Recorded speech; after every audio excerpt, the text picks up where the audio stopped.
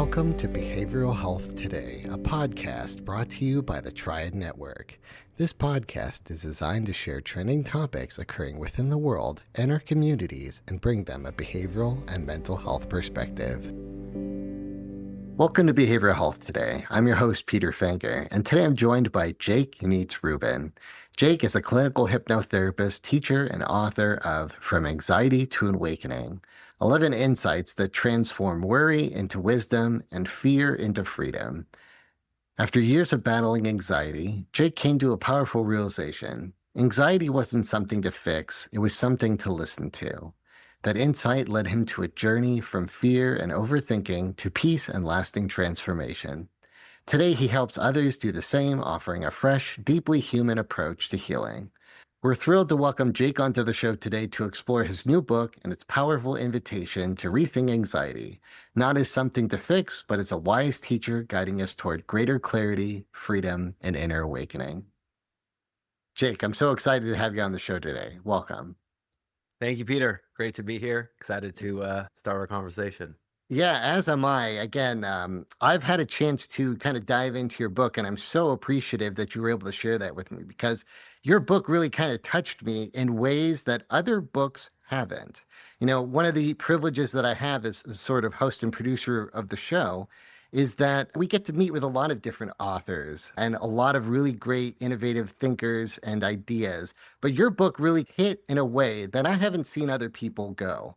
And I'm very excited to kind of dive into that. But I'd really like to start from the beginning. And I want to ask you, what inspired you to write From Anxiety to Awakening? And what was sort of the stories that you encountered that helped you sort of shift this belief or your relationship with anxiety? Yeah.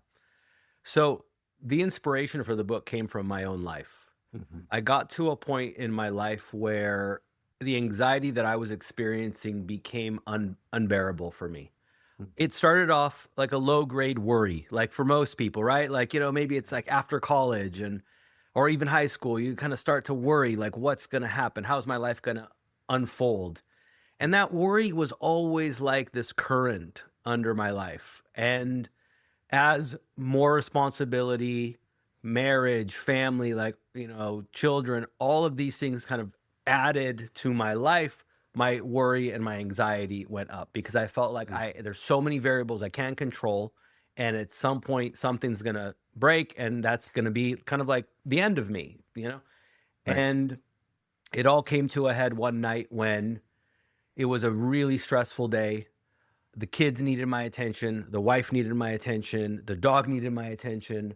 Things were with our finances weren't good. It was everything at once. And I just started feeling my heart just like pounding. And I'm like, this doesn't feel good. I think I was having a panic attack. Yeah. And I knew that that's probably what it was. But at some point, my heart started kind of beating irregularly. And I ended up in the ER. And amidst the beeping and the machines and everything, I had this kind of moment where I said, I can't keep living like this. Like, this is going to kill me. And that was several years ago before the book. And I just started to really want to understand, like, what is this anxiety? What is this? And even in my hypnotherapy practice, as I was helping people, I began to recognize, wait, I have anxiety myself. I'm experiencing this. So what's going on? Right. And as I continue to learn and dig deeper and deeper and deeper, I one night spontaneously just kind of downloaded these 11 insights. You know how they say things just kind of come in? And the whole book, in a sense, formed in my mind. Not all the details, not all the chapters, but the structure of the book came in. I quickly wrote it all down. And then from that moment on, I began to recognize that things in my life had happened for a reason, and there was a lesson in those things. And that's what I share in the book. And I show the reader how that transformation is available to them too. Yes. Yeah. You're creating meaning from all of those. And as you're explaining, your story, and as I've read your book and the stories that you're sharing in there, your story is my story. I found myself in so many of those situations, and by having a chance for you to sort of mirror it back to me, you're opening up these things. They sort of call this moment of awareness, especially when we're talking about anxiety, as sort of a blossoming, right? That's right. And that was my experience. I too ended up in the ER. It was around anxiety and stress in my life, and I had to make changes in my life that took me on these similar paths. What was so revealing within your book was just even the deeper layers that you've gotten that I haven't really done that inner work, but you revealed to me a path, a way to start peeling away some of these layers. But just starting from maybe your definition of it. And I love the way you're describing it. You're saying anxiety is not your enemy, it's your greatest teacher. That's a profound shift. So, Absolutely. talk to me about how you're trying to redefine the relationship of our anxiety. Yes. And that's really was the aha for me, is recognizing that what we have as a society labeled as a mental disorder Yes. is not. And I Yes. know how much of a paradigm shift that is, and I think it's very important for me to clearly state it. Anxiety is the invitation to look within. Anxiety is the alarm clock of the soul ringing to tell you to wake up from whatever you've been doing that's not working. Right. And so that's really where the book starts, is helping the reader recognize, let's just put on hold your beliefs right now and let's look at things a little bit differently. And without going into too much detail, the example is this: we are not separate from nature. We are one aspect of nature. Okay. And if you look at nature, you see transformation everywhere. Okay. The seed becomes the sapling, that becomes the tree, right? The caterpillar goes into a cocoon, it transforms, it becomes a butterfly. The Yeah. coal becomes the diamond. We are not separate from that. We Right. are also part of a transformation of consciousness. And so the anxiety is not meant to destroy us. It is the fire that burns away our false beliefs. It is the friction that creates an opportunity for growth. And this is why we're here. So the anxiety is by design. And we've now sadly labeled it a mental disorder and handing out pills for it to try to just cover the symptoms instead of really recognizing what it is. Right. Yes. Yeah. It's very interesting, as you sort of define this. As our society has advanced, we, moved into cities, etc. We've gotten away from nature. And some of those natural rhythms that come from helping us relax by being within nature, having those somatic movements, we're sort of lost that as a society. But your book is kind of re-inviting us to discover that, and even just kind of sharing some of the systems that might not be benefiting us. I'm going to kind of jump into this one. One of the ways that you sort of helped define what is eating into our or feeding into our anxiety is really some of the systems. You're talking about the news system, you're talking about your nutrition system. And the way that you sort of reframe this is breaking out of it. So we don't have to stick to that system, where we can focus on whole foods. We don't have to contribute into that. And I thought that was a huge shift. We don't have to contribute by buying into the fear system that is the media cycle. You've identified that it's contributing it, and providing the way around it, the solution to it. Yeah. We have so much power to choose what we focus on. I mean, ultimately, right? As you get into the book, you recognize the deeper truth of who we are, Yes. and we have choices, right? We always have choices. The news is not meant to inform you. I said talk about it in the book. Maybe in like the 50s or 60s, 19, the newsman would just come out and say like, this is what happened today. But now it's charged with so much opinion and so much fear, because those Right. fears, the fear gets clicks, it gets eyes, Right. it gets revenue. Right. All of these systems are meant to keep your focus on outside of you, because if you become too powerful, you become a threat to the system. Yes. One So dimensional. many people may be functioning within the system without the awareness of it, but ultimately the powers that be know this. Right. So yeah, so we have a choice to think differently, to live differently, to be different. Yeah. Yeah, and that choice is really powerful. You really do a good job of kind of empowering the reader that they have options there. But I want to kind of go back and I want to talk about the intentionality of your book because, like I said, I've had a chance to read other self-help books. Your book is different. You almost write your book in a way of micro mind shifts. And there isn't, exercises or practices that you're asking somebody to do. In fact, you kind of label it like some of those practices create a lot of judgment. It just enhances your anxiety. Yours is almost like food thought. And Yeah. as I've digested it, I constantly go through this where I'm reading it and I go, huh. And something just shifts in me to where by the time I hit the end of the chapter, I've got a different relationship to that insight. And I Yeah. thought it was very brilliant. So talk to me a little bit about your intentionality on how Sure. you wrote it. So I have to give credit to, the divine energy that downloaded this Mhm. book so that I could channel it, because the design of the book also came from my own thoughts of like how I would like to read a self-help book. And I've read many, many, as I mentioned in the book, and they haven't helped me. And when you start making a book something that someone has to do and struggle through, you're not helping, especially when someone has anxiety. Mhm. So the way that this is structured is appealing back. Absolutely, it's appealing back. Yes. Instead of me coming out and telling you, "Hey, here's who you are, here's what this life is." I peel back every illusion. I tell you, first of all, anxiety isn't what you think it is.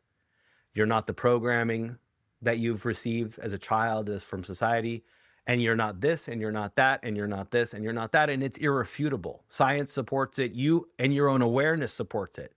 And so as you read the book and you recognize this, you start to shift, and by the end, you have now left off everything you're not, so that what you are and who you are can truly shine through. So there was a lot of intention in the structure of the insights. A lot of the downloads, a lot of the examples from my life just came in and I would write them, and they came in and they were just like, I took, I think, almost more time editing and structuring the book in an order that would make sense than writing the individual reflections, because the Yeah. structure and the order was very, very important. Because I think you would agree, this is not a book that you read and get information. This book takes you on a journey of transformation. Yes. It's like hypnosis, hypnotherapy.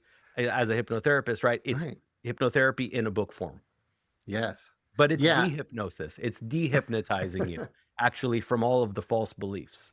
I think that's Yeah. very important to say. Yeah, and that's actually like one of the questions that I had written. Wasn't quite sure if I was going to ask it in this interview, but you kind of alluded to it here. And I'm really curious about as a hypnotherapist, do you have any of that DNA in the writing? Because it's almost like self-suggesting as you sort Hmm. of reveal some of these truths. And I find myself being like, yeah, that's what I believe. Yeah, that's what I believe. You're right. That's what I think. And I'm following you along in that consciousness. Right. Again, there's a degree of self-hypnosis that goes along with this, the truths that you're revealing. But I'm curious because I thought that there was like a layer of maybe intentionality on how you wrote it. Absolutely. It came through in the same way that I do my sessions, Yes. in the sense that, first of all, you said, it's like I knew you. But Right. the reality is, it's as if we're all one person. We're all the same with just different circumstances. Mhm. And I think my book shows that and holds that mirror to say, what I went through is just like what you're going through. Maybe the details are a little different, but there's another side to it. And so, yes, absolutely. My intention was to dehypnotize the reader, was to stay away from exercises and just have the reader Yes. just think about this and Yes. ask yourself, is it true? I'm not giving you anything you don't already know. I am not Yes. holding some pot of like, here's information and I'm going to feed it to you. I'm just revealing what's already true. And so when you see it and you read it, you go, clearly that's the truth, because I feel it and I know it. And there's so many lessons that you have within the book of just that. You already have it. The happiness is already there. Yep. Your power, you already had that option. the way that you've presented this information is not only just gratifying maybe an unrestful soul, recognizing that we have the things in our life already. You're asking us to tap into gratitude. You're empowering us. You're giving us awareness for us to kind of pause before we react and think about maybe the behavior. You're giving awareness to maybe some of the behaviors that there is a level of ego that's sort of driving this. Hmm. Yeah. Again, Absolutely. it's brilliantly written, and Thank you. again, it was one of these books that really connected with me. I But really appreciate that. I want to You know, go, but I want to go back and I want to try and provide our listeners a little bit yeah, more context to maybe the intentionality of the 11 insights, because you're talking yeah. about 11 insights. You're helping us move into wisdom and freedom, From and worry to wisdom and from fear to freedom. Yes. freedom, exactly. And I'm curious about one, talk to us about those 11 insights, just so that Mhm. the readers might have an idea of some of the concepts that you're covering, and then Yeah. maybe some of the thinking around why these 11. Sure. So it's interesting that the number is 11 because 11 holds a lot of, spiritual significance. The insights begin very simple, and they progressively become more and more abstract and perhaps complex, but there's a Yes. groundwork that's laid, right? So Yes. the first insight is you are not your mind, thoughts, or emotions, which addresses the mind noise, the mental noise that we all carry. The Mhm. second insight is the present moment is all there is. Recognizing that anxiety exists when we try to fast forward to the future, when we try to plan a future that is unknown. That's where anxiety lives. And so recognizing the present moment is all we have is powerful. And then it moves into a little different, deeper phase, which is when you stop fighting life, and yourself, you start living. So beginning the idea of surrender, maybe like you don't need to grip onto the wheel so darn tight. Maybe Mhm. there is an intelligence that's guiding you. Right. And it goes deeper and deeper from there. Then I talk about the ego. I talk about how you love yourself, and self love is how you love Right. your life. Right. Then I begin to get even more specific on how life is happening for us and not just to us. And then I started getting even more, I guess mystical, you could call it. But the reality is that now science is supporting what I'm saying, Yes. and just really understanding the nature of this reality and who we Yes. are and what we are. And if you follow it, I would love to hear like your experience as you progress through, because Great. it's so interesting for me to know how did you feel as you went through it?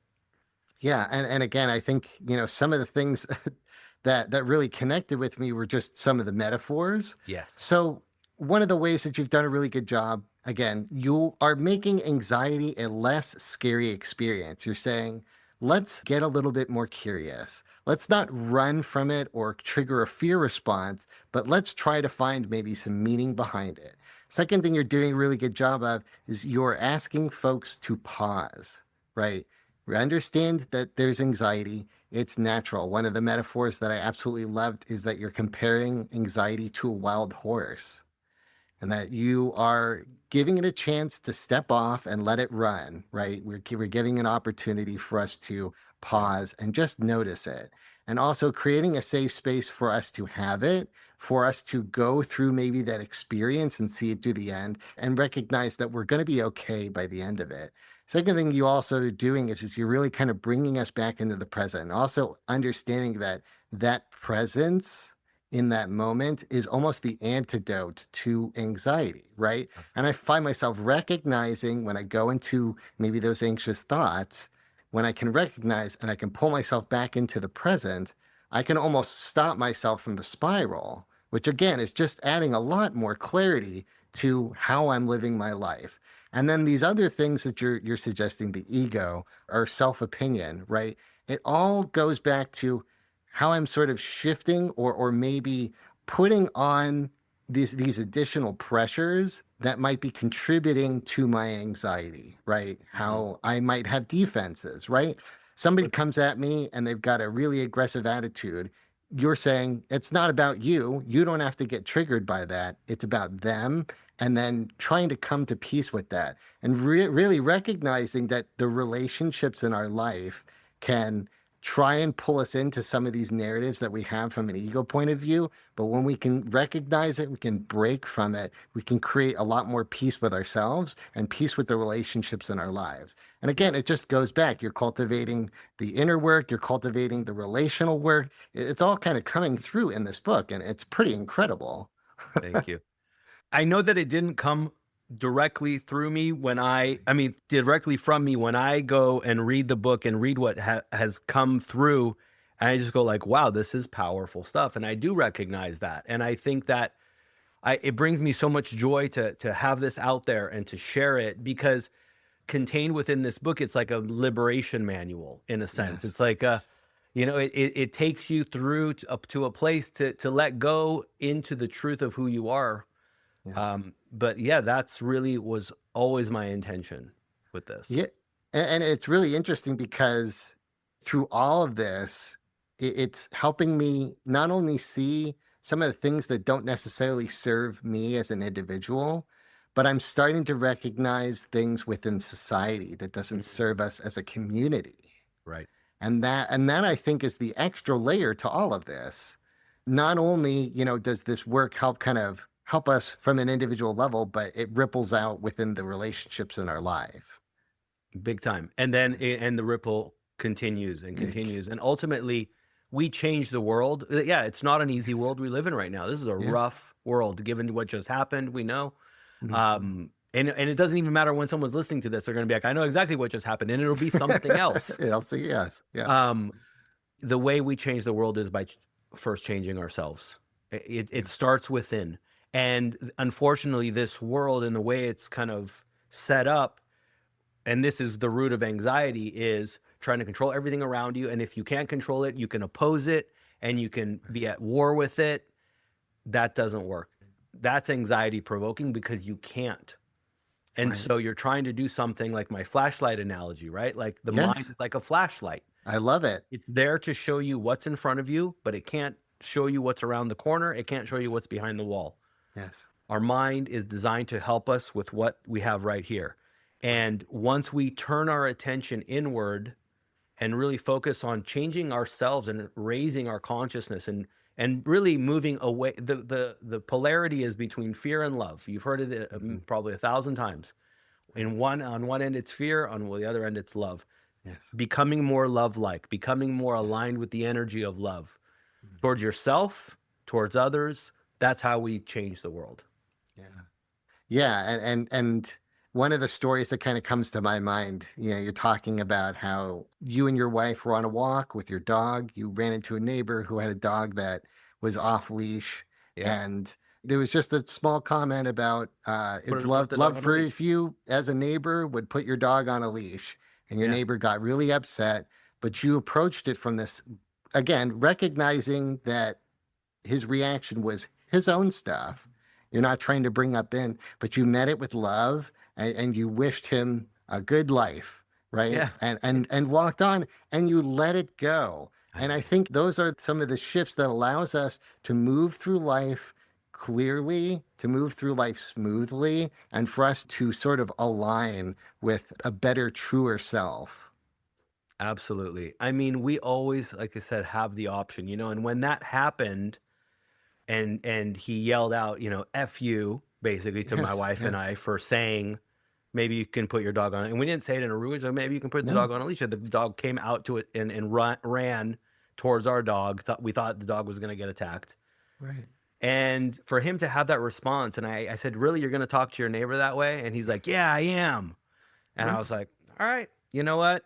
Have a good life. And I walked away and let it go and had a great afternoon with my wife and kids. And we did stuff. The old version of me, oh my goodness, I would have been holding it and carrying it and be like, I can't wait. If I see this guy in the street, I'm going to give him a dirty look. Or I might have even gone into a physical fight with him right then. Right. And that doesn't ever end well. So it's recognizing that his response came from his own ego, his own, that scared little boy within him that was like, well, is she more powerful than me? And like, are they trying to kind of one up me? Like, I'm going to show them. It's like, all right, you Yes. have that. You can own that. That's fine. You Yes. don't need to teach others how to be. Let them be who they are.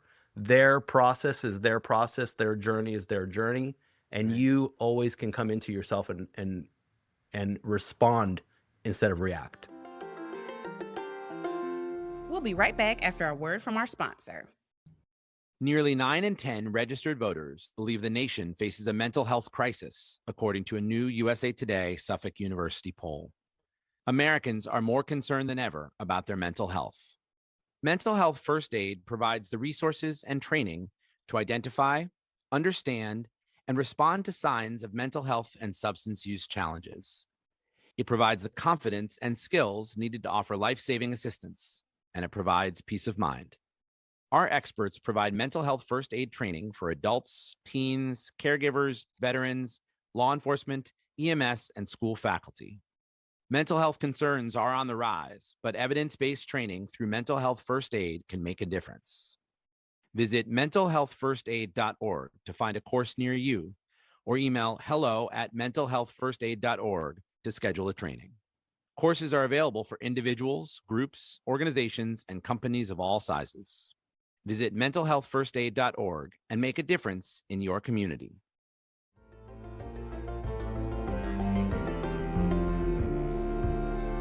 Yes. Yeah, yeah. And there's a good lesson in being able to understand whose emotional stories are whose, right? That way we can sort of own our own and let go those that have their own, right? We're all kind of going through this together. It's a human experience. And I think that that's like one of the lovely parts of your book is that you're really showing that it is a human experience. We're all kind of going through it and we can just be a little bit more aware. I think that that pause is incredibly empowering for folks to be able to have that relationship with their anxiety differently. Yeah. Yeah. Yeah. What changed for you as you read the book, and where did you find yourself putting into practice this new perspective? Hmm.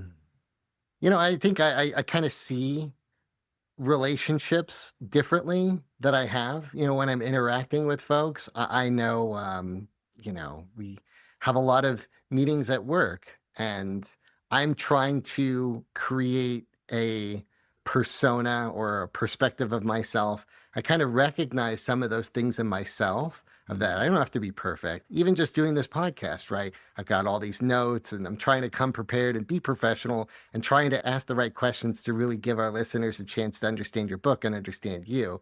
But I think the other side of that is trying to be more authentic, right? You know, we've gone off script. I'm asking questions I didn't prepare for. We're Awesome. even having this conversation right now. And I think that that is the part I'm trying to tap into. I'm recognizing this feeling of authenticity. I'm recognizing trying to align with some of those values. You're helping me sort of see some of the things that I want to be, and even Yeah. just the relationship of myself, and even just maybe the societal pressures that I'm recognizing. And some of that stuff just kind of falling off differently.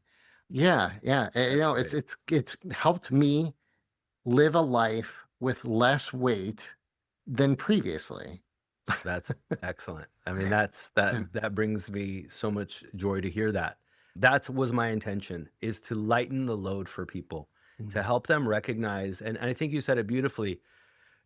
Authenticity is really what it's about. Mhm. We come into this world, as a baby, we grow up, we have a soul, we have a way we want to be. And then parents and society and the world starts to kind of layer us with, well, you can't do that and you can't be like this, and well, if you do that, that's going to happen, and we become smaller and smaller. But really, who we are is limitless, and each of us is here to be our own unique, authentic frequency. Yes. We're not meant to be like anyone else. There's no need to compare, because there is no comparison. There is only one unique you, me, Right. every listener. It's Yeah. like snowflakes, you know? Yes. Yeah. Every snowflake is unique, and one is not more beautiful or better than another. The raindrop analogy I have in the book, that was an amazing download, and I won't get into the story now, but I'll leave that one for the listeners if they decide to get the book. But recognizing that we're all just different expressions of this same thing. And that's what we're meant to be. So the more authentic you are, the more joy you have in living. Yes. And that's what I would want to share with a listener as well, is just, you're here to be you. You don't need to be or act a certain way. You are here to like play your music. You know, the late great Wayne Dyer, one of my favorite inspirational teachers, said, don't die with your music still in you. I'm going to choke up just talking about it, because this book is my music. My work is my music. I know that I'm not going to die with my music still in me. And I would encourage every person listening to recognize you're here to do great things. You're here to be you. And don't die with your music still in you, because the world wants to hear it. And whether that's you're a baker, you're a producer, you're a writer, you're a parent, it doesn't matter who or what you are, what role you play, but being your authentic self is why we're here. Yeah. Yeah. One of the books that I had read recently, and I'm a big champion of it, and it's sort of made a really profound shift in my own life, is The Artist's Way. Essentially is some of the same concepts that you're revealing, right? When we are able to sort of tap into our creator source, we can live our life in the way of sort of our true self, our true purpose. And we can do that through creativity and stuff. But one of the lessons it has in there is about trying to figure out what we wanted to create as artists, right? This sort of a perspective as artists, and being able to reignite that dream and live it authentically. And some of the concepts that you're talking about within your book, you're talking compassion, love, all of these things, again, kind of ripple within the literature of this book as well. We are given a gift in life. And when we are able to recognize that gift and we're able to give it freely in this world, we can live our life in right ways. And I think that this is the gift of your book, is really helping folks strip down some of those layers that might have blurred that vision of that true self and sort of realign with ourselves. Yeah, exactly. It's like the analogy of the bird in the cage, you know. It's Yes. And I'll share that with the listeners. You know, anxiety makes you think that you're like a bird trapped in a cage. And you're looking at the bars and you're like, there's no way out of here. Okay. But the reality is that the cage actually has no back. But you don't see it because you're perched on that little stick and you're only facing this way. And you keep looking this way and all you see is bars. If you were to flip around and just look the other way, you would see that the back has always been open to the cage, meaning there was no cage. You always had the freedom available to you, but you need to look at things differently. You need to turn around, have an open mind, and begin to recognize that the illusion of the bars is just that. The illusion of being trapped is just that. You have never been trapped. The freedom has always been yours, but it takes a perspective shift. Yeah. Yeah, I love that. You know, I know we've kind of hit on some of these concepts already, you know, of spirituality and our connection to the source or the creator. But I'm really kind of curious, how do you sort of see the relationship of awakening from anxiety and spiritual growth? And how does that sort of unfold? You know, the book really walks the reader through that transformation. And essentially, at the deepest level, we in the perspective shift around anxiety that the book takes the reader through, and the perspective shift around anxiety, we begin to turn within. And as we peel away layers and layers and layers of everything we're not, we begin to understand what we are. And what science is now showing, and what I'm about to share with you, by the way, might sound very crazy. It might sound like that can't really be what it is. But I can assure you that as someone who was very skeptical most of my life, not a non-spiritual person, agnostic, maybe even atheist at points, what I'm sharing with you is now backed by science. And it's the same thing that spiritual traditions have told us for millennia. The more we peel back, we begin to recognize that what we consider physical reality, what we think of like, well, this is a thing in time and space. Like I have a bottle here and it exists right here. And it sure looks like it, right? I mean, it looks like I'm holding this bottle. Right. But if you start to zoom in, zoom in, zoom in, zoom in, zoom in, zoom in, at some point you don't find like a fixed structure. You don't find like, I'll give you like, you don't find like atoms, like solid things that are like connected, and you just Right. you begin to zoom in and you start to get into waves and probabilities, things that appear and disappear. Yes. And so you have to ask yourself, well, what the heck is going on? This is what science is showing us, that Right. things aren't as solid as they seem, that this bottle and everything in our physical reality is 99.9999999, and I can go on, percent empty space. Right. So then if this is not a physical reality, and the same thing applies to our body, you zoom in, you zoom in, you zoom in, you don't find physical matter. Same thing with our brain, same thing with our neurons. Okay, so then you have to ask the question, if this isn't a physical reality, then what the heck is this? Like, what is this reality? Right. And I had this thought today, everything that we do, almost everything we do these days, besides building structures and vehicles and things like that, is non-physical. Our communication right now is 100%, it's non-physical, okay? When you do work on a computer and you're saving documents and taking pictures, none of it is physical. It's all information. It's all digital.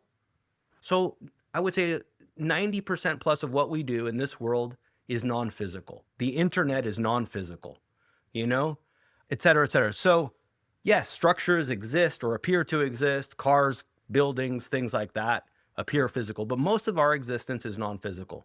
The point I'm trying to make is this. When you strip away when you strip away the illusion of what this reality is, we begin to understand that we are at our core, and this reality is non-physical, meaning we're not limited by the body.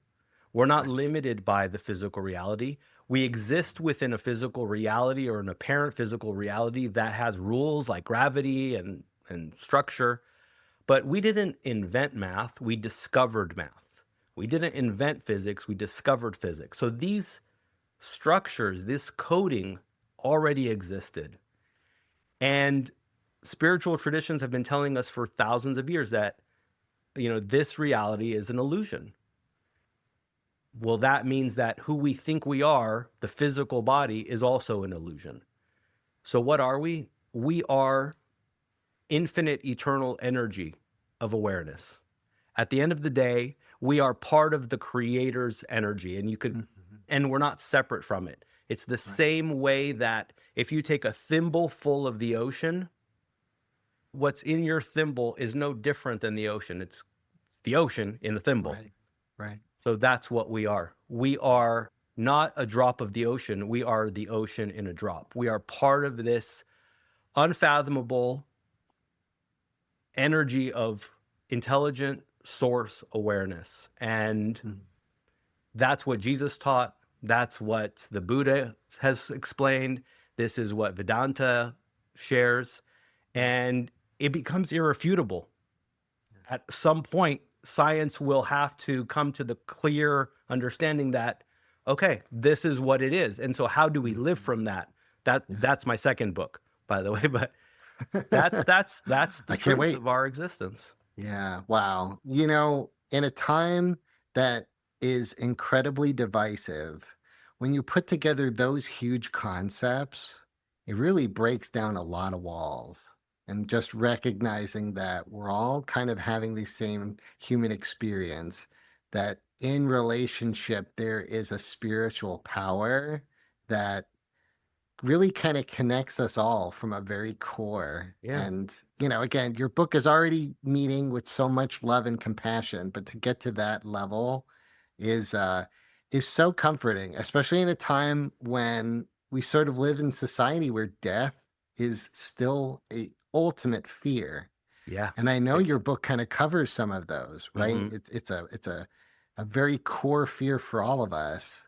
But when we start to reframe our thinking into some of these larger concepts, that journey that every human is going to have to go through is a lot less scary. Right.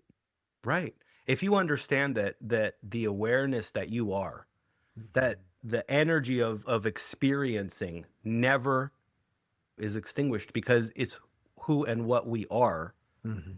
It's not contained in the physical body. The awareness is creating the sensation and experience of the physical body. Death is nothing to be feared. It's just a transformation of energy. But who you are, the I, the sense of I, existence, never goes away. And yes, it's mind blowing. Yes, Yeah. it's like it's incredible to recognize that, because then you meet life a little lighter. Mhm. You go like, I'm an infinite being. I don't have to stress. There's time is not really running out the way I think it is. This is just one aspect of experience that I am going through right now. But And it I'm going to learn makes from it. I'm going to grow from it. I can laugh a little at it, at the ridiculousness of the world we're right, in, right. and spread some love, and spread love and be love. But it also brings me back to the present moment of saying like, boy, we're so infinite. It sure makes it good that we have the time today to do something, like have this conversation, Yeah. like being able to share this with our listeners today. Life can be a gift. It That's what you're is. showing. It is a gift. And I can already hear you listeners saying, well, my life's not a gift because I'm going through XYZ and it's really hard. Yeah. Yes, the challenges absolutely exist, and they exist for everyone in different ways. I would encourage listeners, as you are going through the challenges in your life, to recognize that every challenge exists to grow you, to expand you, to shape you. It is not random. It is not to punish you. And when you're going through something challenging, you're human. It's normal to feel the emotions that you feel. It's normal to go through a process. And after you've had some chance to give it a little space, to ask yourself, what am I supposed to learn from this? What is am I supposed to gain from this? The answer will come when you're least expecting it. It may come right then. It may come later. It may come when you're in the shower or waking up or falling asleep. The answer will come.